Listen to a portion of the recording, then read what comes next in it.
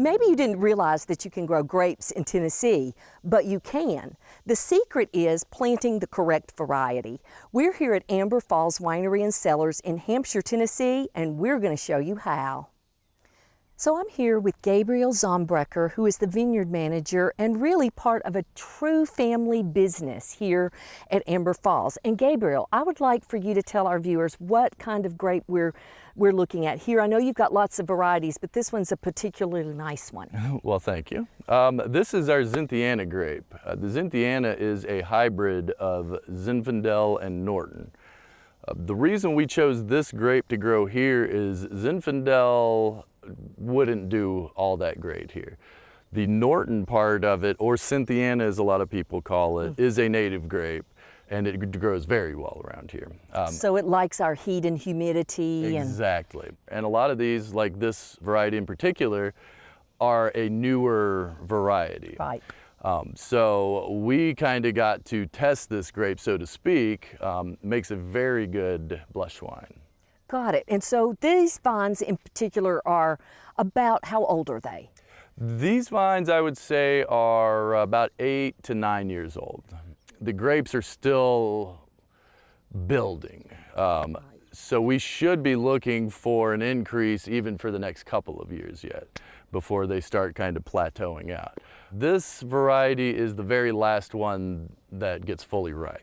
The Zinfandel part of it makes it a little more difficult because Zinfandel doesn't ripen like most of the grapes do all at once. These kind of ripen one grape at a time almost on the cluster, so you have to wait a lot longer for them to all be ripe. Gabriel, we're here in a completely different part of your vineyard, and talk to me about these grapes. These here are the Chambourcin grapes. This is a French hybrid grape. These in particular do very well here in Middle Tennessee. Well, I believe a lot of it has to do with our soil content. We've got very rocky, chert, clay, and not a whole lot of just dirt in the soil. I believe that they like all the heat and the moisture and things. These tend to be a little more resistant to a lot of the funguses that we get. They tend not to burn under extreme heat. They actually seem to thrive with all of that. Middle Tennessee here grows probably the best Chambourcin that I've had. I'm not just bragging on us, but several vineyards here in Middle Tennessee grow very, very high quality Chambourcin, probably the best in the United States from my experience. We've even had people from other Chambourcin regions bragging on their wines and come and taste ours, and their basic reaction is just, oh. Wow. Right. They're not expecting it. The Chambourcins tend to be very, very light in color, very light in flavor. Middle Tennessee Chambourcin tends to be much darker, much more full in flavor and color and all of those things. You strategically planted these grapes where they are for a particular reason. Tell us about that. One of the main reasons is our ridges here are oriented basically north-south. So all of our rows are oriented north-south, which helps with multiple things. The main one is, as everyone knows, the sun moves east-west. So with our rows being north-south, you get the best sun coverage for all of the grapes. They're not shading each other.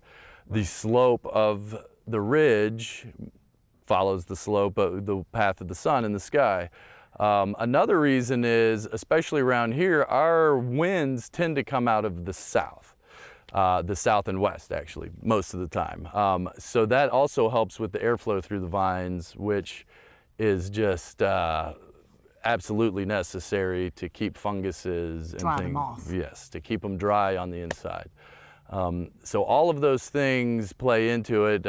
Another of which is drainage. Everything can drain down the sides in the orientation of the rows without washing everything away and without having standing water on the vines, which is a definite no-no for grapevines. So you got a lot of planning here even before you planted the first vine, which is something for anybody to consider if they're going to be growing grapes. Absolutely.